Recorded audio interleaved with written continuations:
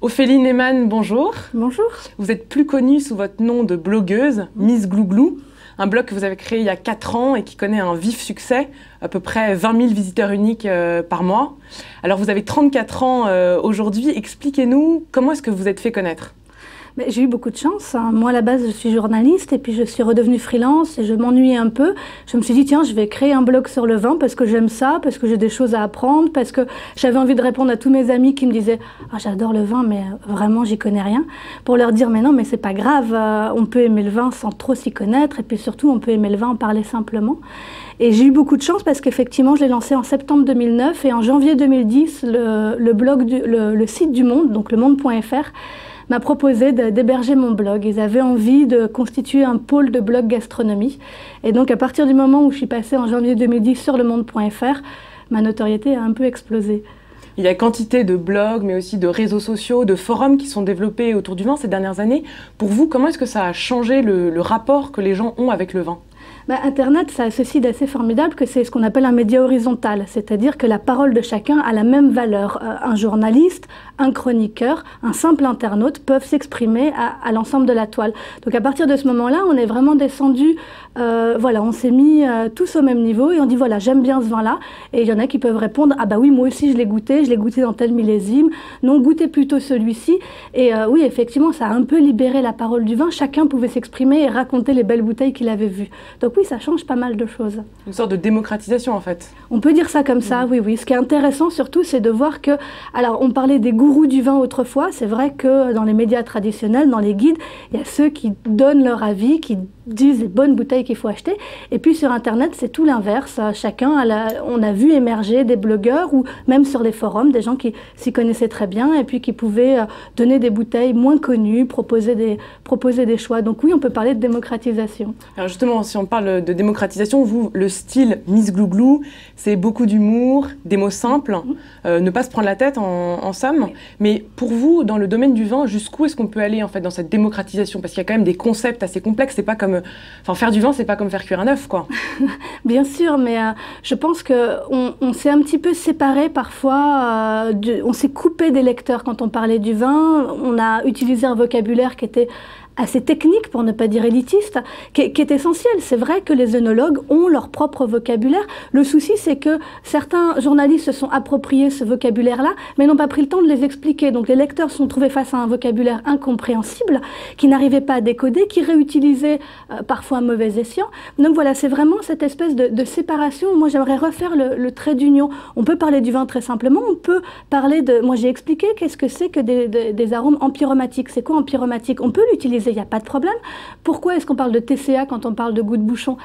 Tout ça, on peut l'utiliser, mais il faut d'abord l'expliquer et puis il faut tout simplement faire comprendre que c'est pas si compliqué que ça. On peut en parler simplement et puis on peut monter en technique, mais que c'est pas une raison pour avoir peur.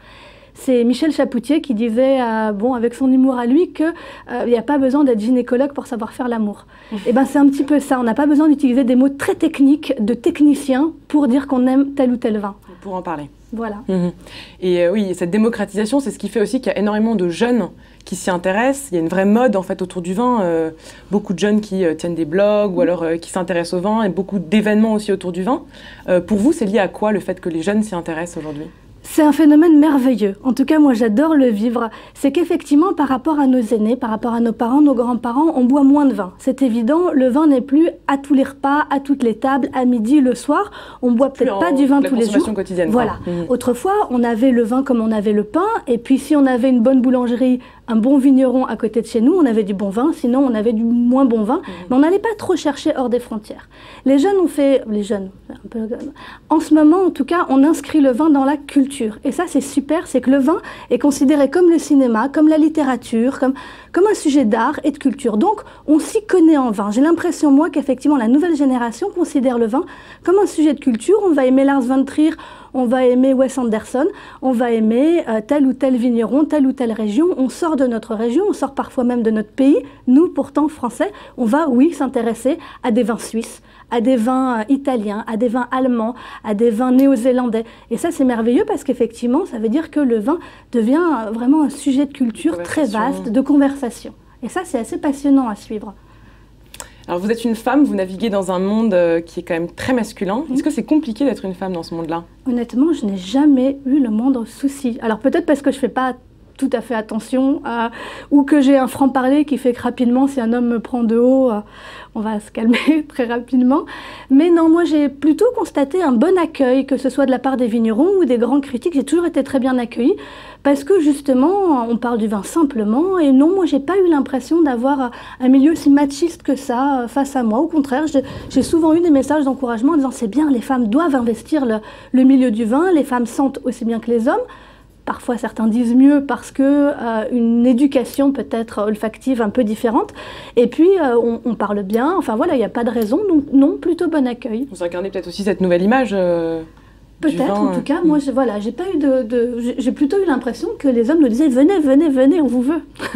Moi, et sinon, vous êtes fait connaître par votre blog, Miss Glouglou, et ensuite, vous avez écrit des livres, 2 livres, oui. Dont le dernier, Le vin, c'est pas sorcier. Et peut-être un 4e en préparation. Puis vous écrivez aussi maintenant dans la presse magazine. Alors c'est vrai qu'en général, on connaît plutôt l'inverse, c'est-à-dire des écrivains qui se mettent un peu à la page et qui du coup publient sur Internet. Pourquoi finalement avoir choisi d'écrire des livres? Parce qu'on me l'a proposé. La première maison, c'était L'Étudiant. Donc vraiment axé sur les étudiants qui disaient, voilà, pour les 18-30 ans, on voudrait faire un livre pour leur donner les premières clés d'accès au vin. J'ai dit oui, puisque ça s'inscrivait vraiment dans le fil de mon blog. Et puis Marabout est venu me chercher un peu pour les mêmes raisons. Je leur ai dit, d'accord, mais je veux beaucoup de dessins, que la lecture soit encore plus ludique que sur le précédent livre. D'accord. Et puis là, j'ai préparé un autre livre beaucoup plus humoristique sur le vin, la séduction. Enfin, qui s'appellera comment? Il n'a pas encore de titre définitif. Pour l'instant, on est sur boisson et séduction, mais c'est pas certain. Mais en tout cas, tous les types de vins, tous les types de boissons qu'on peut boire. Voilà.